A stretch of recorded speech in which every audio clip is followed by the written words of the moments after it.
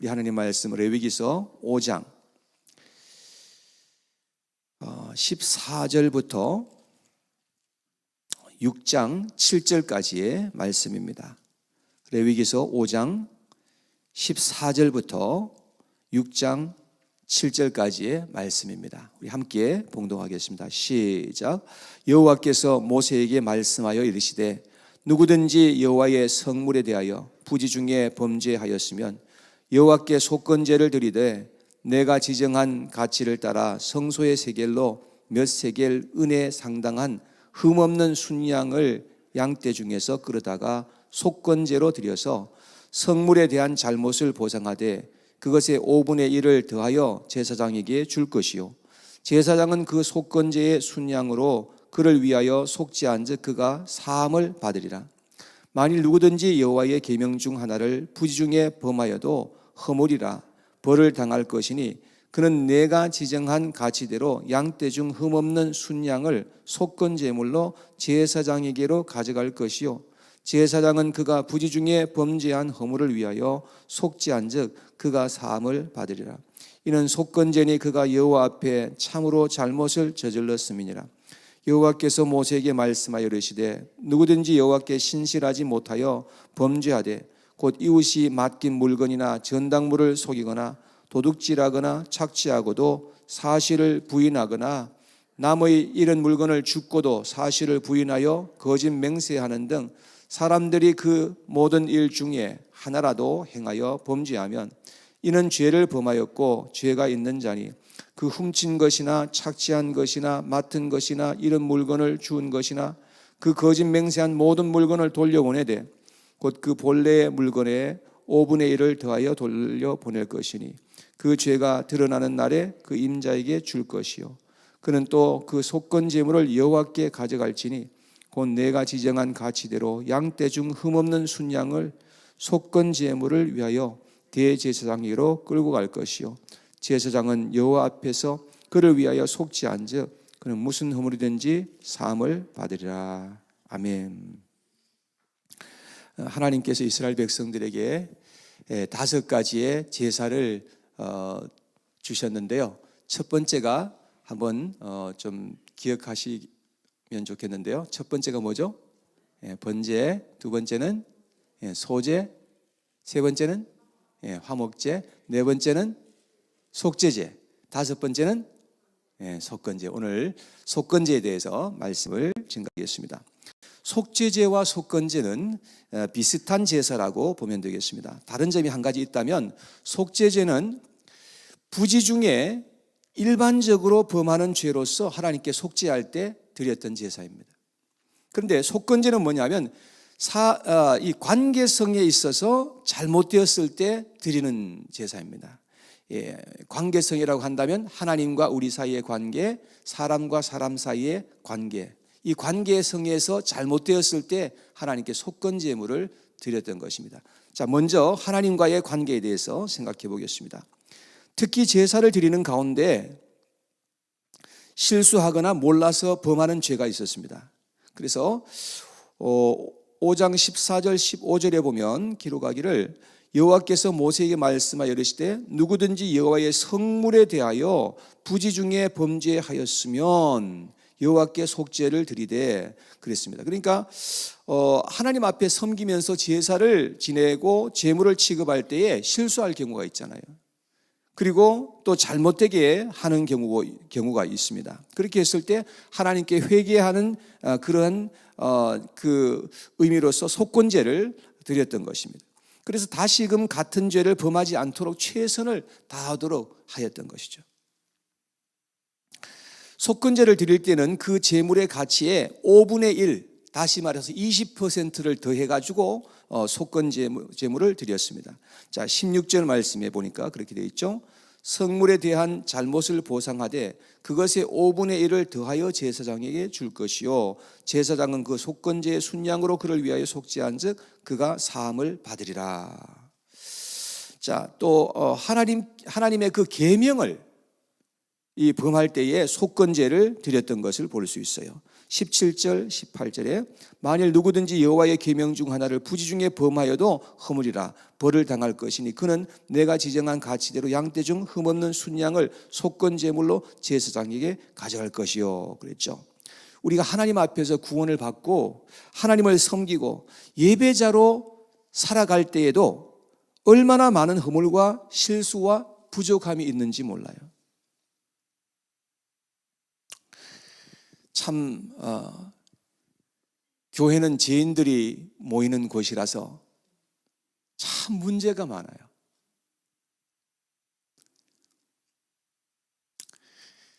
제 바로 위에 누님이 최근에 폐암 판정을 받았어요. 수술을 할 수 없는 그런 상태에 있는데 예수님을 믿는다고는 하는데 교회를 안 나가요. 그래서 내가 최근에 전화를 해서 교회를 꼭 나가라고. 근데 하는 얘기가 뭐냐 하면 교회에 보면은 참 못 봐줄 그런 일들이 참 많이 생기고 그래서 교회에 안 나가는 것이 편하다는 거예요. 교회 나가면 그런 걸 다 봐야 되지 않느냐 그래요. 그래도 제가 하나님을 바라보면서 교회는 완벽하지 않고 또 그런 목사보다도 안 그런 목사가 더 많고 그런 성도보다도 안 그런 성도들이 또 많다. 그래서 제가 그렇게 권면을 한 적이 있는데요. 교회는 참 어려운 일들이 많아요. 여러분들은 어떤지 모르지만 저는 예수님 믿고 구원받은 후에도 잘못 행하고 하나님 앞에 실수하고 그릇 행한 것이 너무 많았어요. 어떤 때는 즉시 깨닫지 못하다가 나중에 깨닫고 나서 후회하고 하나님 앞에 회개한 적이 한두 번이 아닙니다. 이렇게 우리가 하나님 앞에 섬긴다고 하면서도 잘못 행하고 실수하고 이럴 때 어떻게 해야 됩니까? 여러분, 우리는 끊임없이 하나님 앞에 회개하고 돌이켜야 합니다. 그리고 우리는 끊임없이 예수님을 바라보고 하나님을 의지하고 나가야 합니다. 그리고 하나님 앞에서 돌이키고 다시 시작해야 합니다.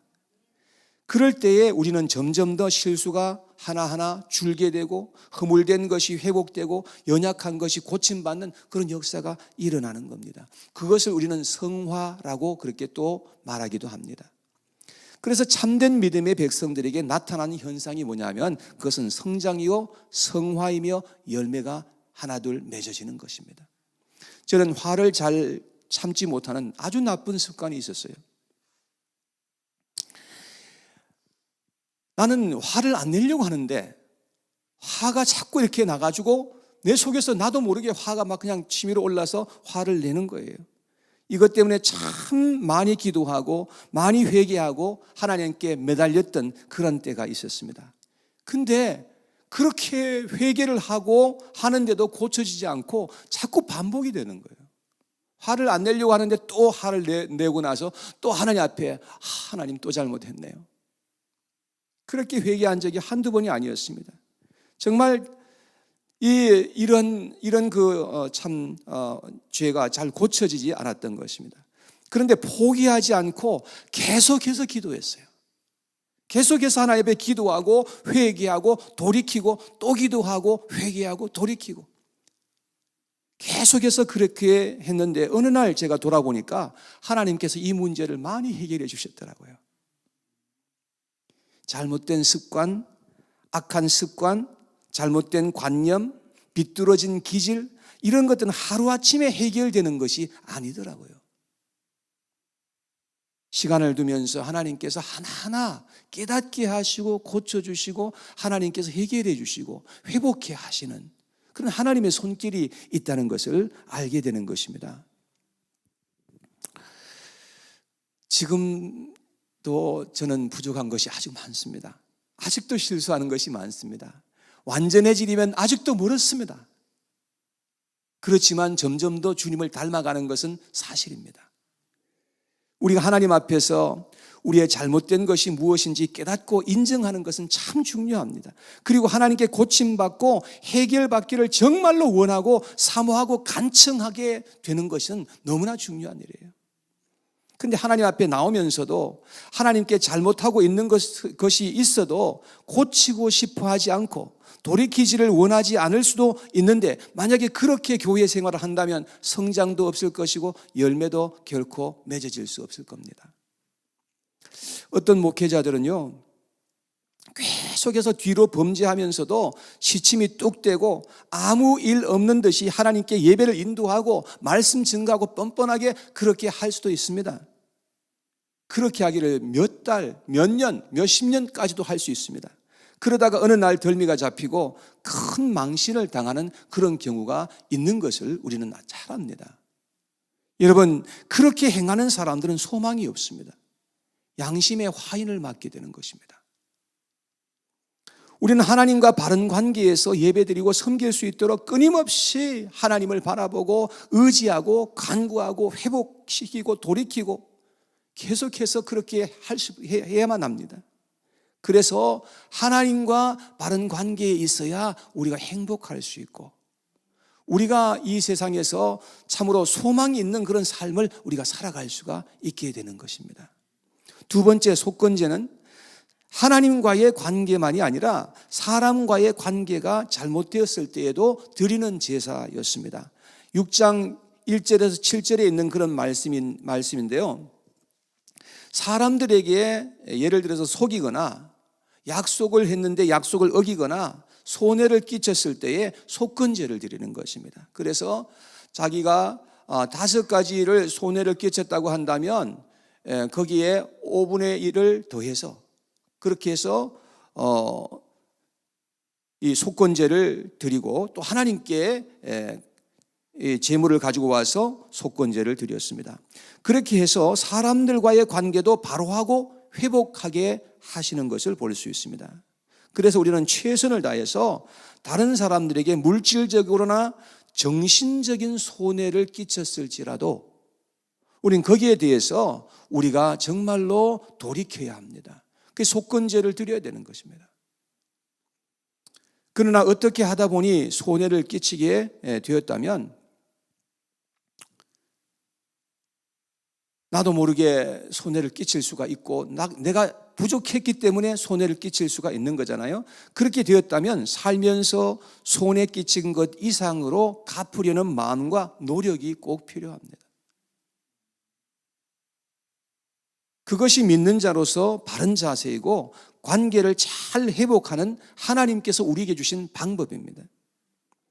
우리는 이 땅에 살아가는 동안에도 하나님과의 관계와 사람들과의 관계를 항상 중요하게 생각하고 바른 관계에서 살도록 노력할 수 있게 되기를 간절히 원합니다. 그것이 바로 속건제의 의미입니다. 우리가 그렇게 살아갈 때에 우리가 행복할 수 있고, 우리가 더불어 살아가면서 함께 복을 받게 될 수 있고, 하나님의 선하신 뜻이 우리의 삶에서 이루어지게 된다는 것입니다. 그것이 우리에게 축복이 되는 것이죠. 우리는 이번 고난주간 특별 새벽기도 시간에 이스라엘의 5대 제사에 대해서 함께 살펴보았습니다. 레위기서 1장에서부터 7장에 쭉 보면 5가지의 제사를 하나님께서 자세하게 이렇게 드릴 것을 말씀하셨습니다. 그런데 예수님이 우리의 죄를 속량해 주시기 위해서 철저하게 완전하게 영원한 제사가 되어 주실 것에 대한 계시의 말씀이거든요.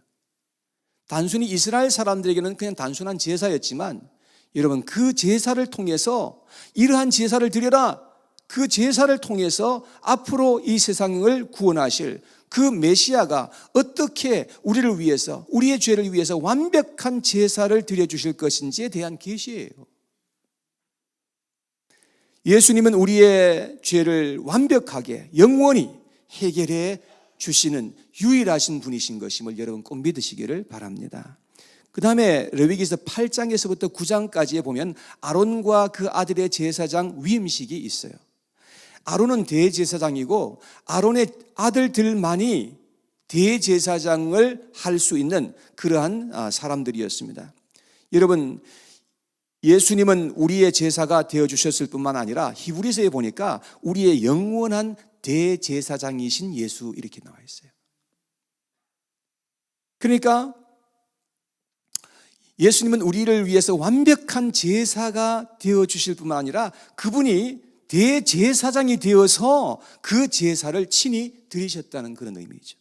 그 다음에 레위기서 10장에서부터 11장을 읽어보면 제사는 하나님께서 명하시는 제물로 바르게 제사를 드려야 된다는 것입니다. 만약에 우리가 하나님께서 원하시는 방법이 아니라고 한다면 하나님이 연락하지 않으시고 오히려 하나님께 심판받을 수 있다는 것을 말씀하십니다. 그 예로 이제 나답과 아비후에 대한 그런 예를 들었지 않습니까? 그런 제사를 드리다가 그야말로 경거망동하게 하나님 앞에 제사를 드리다가 심판을 당한 그런 케이스였거든요.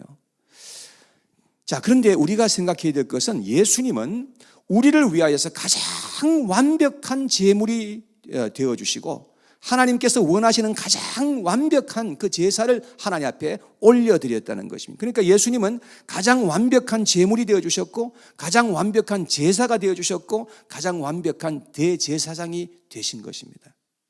그래서 예수님은 세상의 유일한 구원자가 된다는 거예요.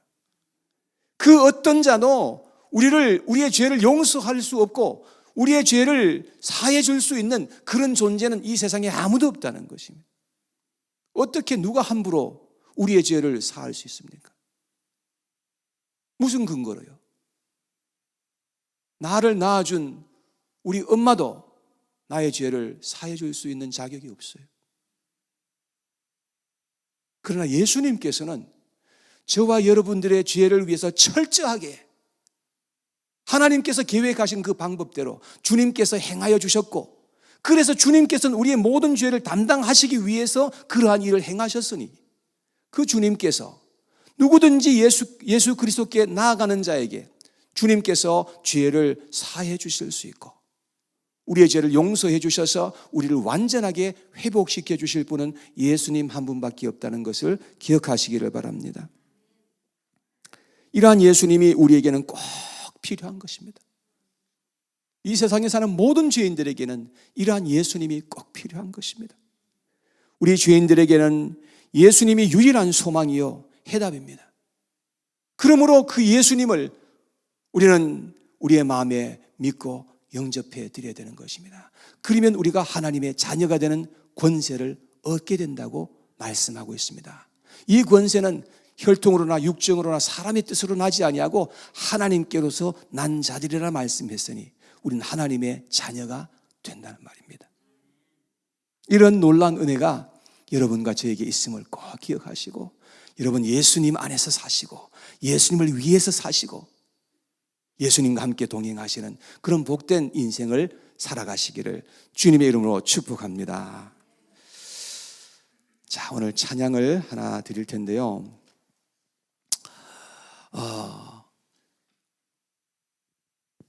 오늘은 이 찬양을 드리시고 제가 마지막 기도를 또 하고 그럴 텐데 여러분 주님 앞에 말씀을 들으시고 헌신하시기 바랍니다. 제단 앞으로 이렇게 나오셔서 정말 여러분들이 간절한 마음으로 주님 앞에 기도했으면 좋겠습니다.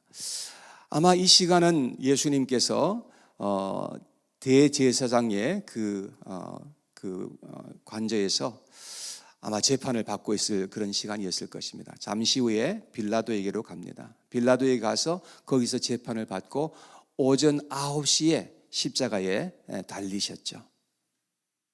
그리고 6시간 동안 십자가 위에서 고통당하시다가 마침내 예수님께서 운명하셨습니다. 그 예수님을 우리 마음속에 깊이 묵상하고 그 주님을 더 알기를 원하고 그 주님을 더 섬기기를 원하고 주님을 더 사랑하고자 하는 그런 간절한 마음이 우리에게 있기를 원하는 것입니다. 그리고 그 주님 앞에 내가 이제 살면서 헌신하고 그 주님을 따라가는 그런 복된 인생이 될 것을 주님 앞에 헌신하는 그런 시간이 되었으면 좋겠습니다. 그래서 주님의 인도하심 속에서 기도하시고 그리고 또 서로를 위해서 또 기도해 주셨으면 좋겠어요. 혹시 또 이렇게 감동이 되시면 우리 다가가서 기도해 주시고, 그렇게 하는 시간 되기를 바랍니다.